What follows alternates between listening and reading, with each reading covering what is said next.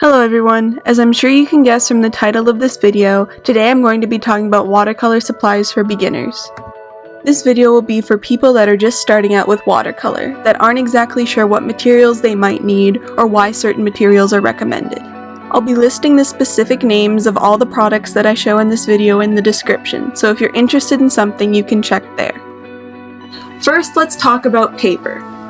Watercolor paper is really important to use because it is meant to be able to absorb the water that you're going to be using with the paint. It is much thicker than normal sketch paper. I get a lot of questions about people wanting to know if they can use sketch paper or some other kind of paper, and it's never a good idea to use anything other than watercolor paper or a canvas or something that will be able to hold the water. There are lots of different types of watercolor paper. Cold press tends to be the easiest to find. This particular brand of watercolor paper is great. It's fairly inexpensive. This 30 sheet pad of 9x12 paper only costs around $8 Canadian. These pads come in a couple of different sizes, but it depends on what you can find wherever you're from. Another option, if you're only wanting to use watercolor for a couple of projects and you don't want to buy an entire pad of paper, it would be to buy individual sheets. Most stores that sell arts and crafts supplies will also sell individual sheets of watercolor paper that you can buy. The sheets tend to be 22 by 30 inches, so you can definitely get multiple paintings out of them. That way you can cut down the paper to whatever size you want, and not be limited to the sizes that pads of watercolor paper come in. Another paper option other than watercolor pads and sheets are watercolor blocks. Watercolor blocks have the four sides of the paper glued down to stop the page from warping when you add water to it. There tends to be only one corner left unglued to assist you in removing the top sheet of paper from the rest of the block. Because the sides of the paper are glued down, you can watercolor directly onto the top sheet without having to remove it from the pad itself, and not have to worry about the paper warping. Watercolor blocks tend to be slightly more expensive than watercolor pads, but they are more convenient, and it also means you don't have to worry about the next two items on this list. The next two items are directly related to stopping the watercolor paper from warping when you add the paint to it. The first being masking or painter's tape. Either of these types will work, but you won't want to use a tape with an extremely strong adhesive to it that could potentially rip at the edges of the page. You will want something decently thick so it can hold down the page to our next item, which is a Masonite board. You don't specifically need a Masonite board, but you will want something fairly sturdy. As you can see, I can't really bend this too well, which also means the paper won't be able to either. If you don't want to use a separate board, you could also tape the paper directly to your desk. Just keep in mind that taping it to your desk means you won't be able to rotate your page.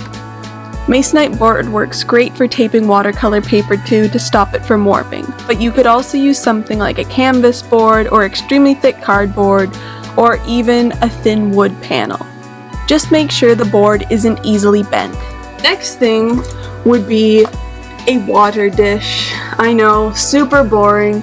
This one is a travel water container that, collapses like that.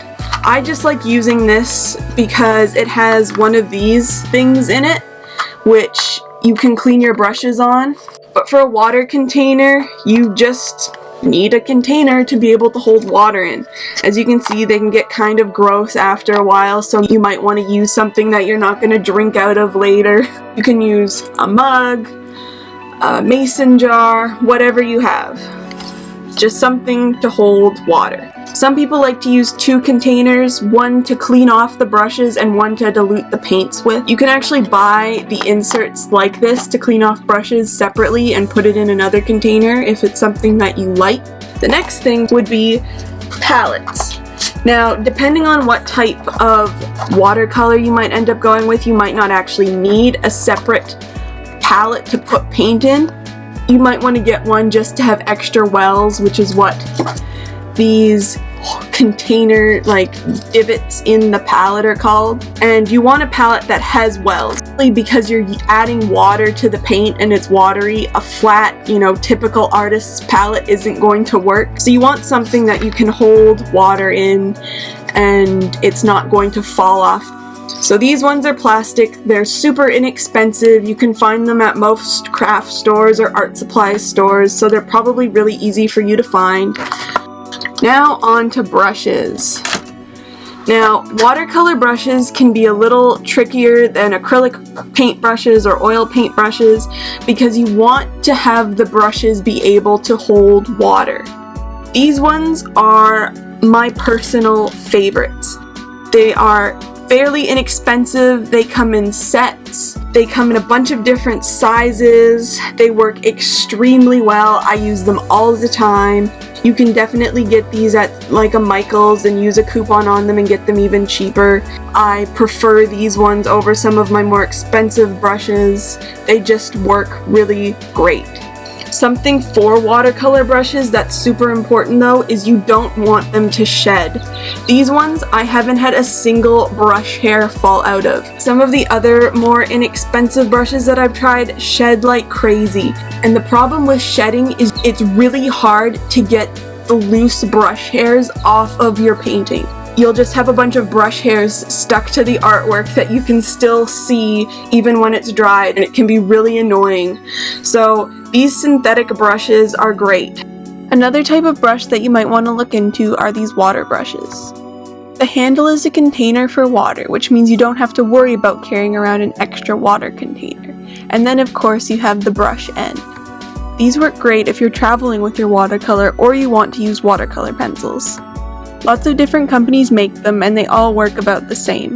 They're also fairly easy to find. For actually sketching the artwork, you don't need anything fancy. You just might want to keep in mind that because watercolor is a translucent medium, you can see the pencil through the paint, and once you add water on top of the pencil, you can't erase it for some reason. So I like sketching in a 2H pencil. Whatever is your preference, you might like the look of lines, so you might want to use a darker pencil to see, but 2H is what I like to use in all of my paintings.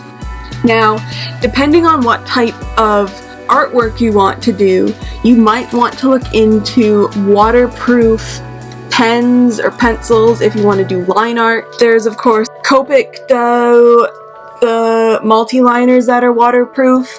There's these Prismacolor ones. Sharpies are waterproof, I believe, but if you want to use something that's really inexpensive and you probably already have, a super standard ballpoint pen is waterproof. I know. It's kind of crazy that a ballpoint pen will work and be waterproof, but these things do not budge with water, and I've used them in quite a few videos, so if you want to see that theory, you definitely can on my channel. The cheaper, the better, I think. You know, once you get into the fancier ones, the ink might run, but super standard, basic ballpoint pens are completely waterproof. Now onto the fun part, the paint. There's lots of different types of paint, and it depends on what you want to spend on things. You know, if you aren't planning on continuing with watercolor, you just want to use it for a project, then obviously you probably don't want to spend very much. One of my favorite things is this watercolor wheel. This is less than $10 Canadian, and it's great. You unscrew this becomes a palette.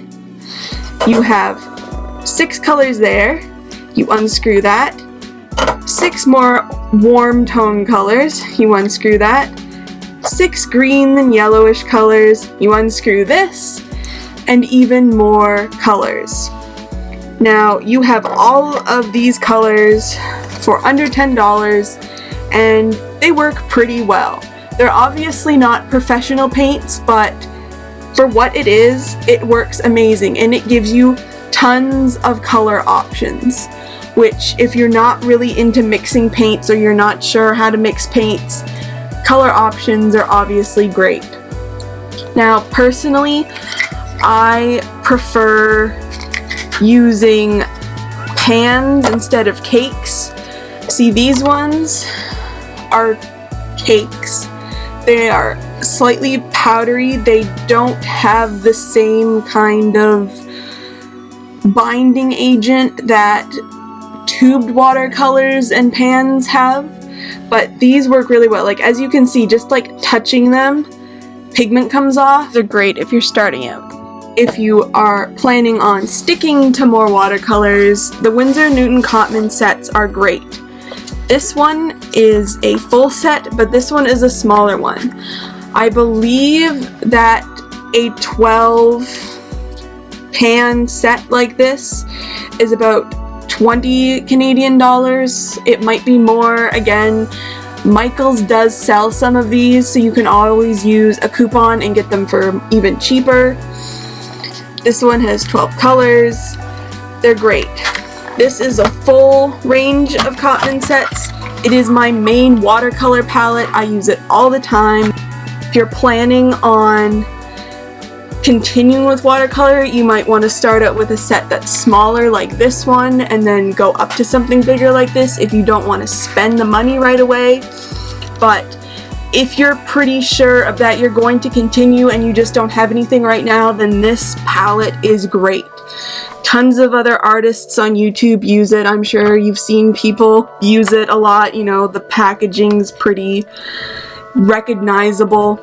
It has all of these wells that you can use to mix stuff in and a whole bunch of colors, and they're fantastic quality. I can't say enough good things about this palette. Other types of paints, you can always find a bunch of different sets like this that are tubes, which are great. Obviously you'd need a palette to put these in to be able to use, but you know, generic watercolor tubes you really can't go wrong with. It depends if you want to use tubes or pans. You know, if you're planning on using like a ton of green, you obviously have a ton of paint in these tubes. But you know, the pans are obviously pre-made. They're easier to use, easier to travel with. If you're going to school with them, you know, it just depends on what you plan on using them for. The final thing, which isn't entirely necessary, but it might be something you want to look into, would be an opaque white. Having something like a white gel pen to go back in and add highlights can be very useful. You might also be interested in adding white lines as opposed to black lines in your artwork as well. White gel pens work great for this. White acrylic ink is another great option. It's what I like to use for the stars in all of my galaxy paintings, but you can also put it on a nib and use it like a white gel pen. White gouache or white acrylic paint can also work. Well, that covers all the materials that you'll need to start out with watercolor. If you want to see more videos about art supplies, let me know. And of course, if you have any questions, feel free to ask. If you enjoyed this video, make sure to hit the like button and subscribe for more art videos. I upload one every Friday. Thanks for watching.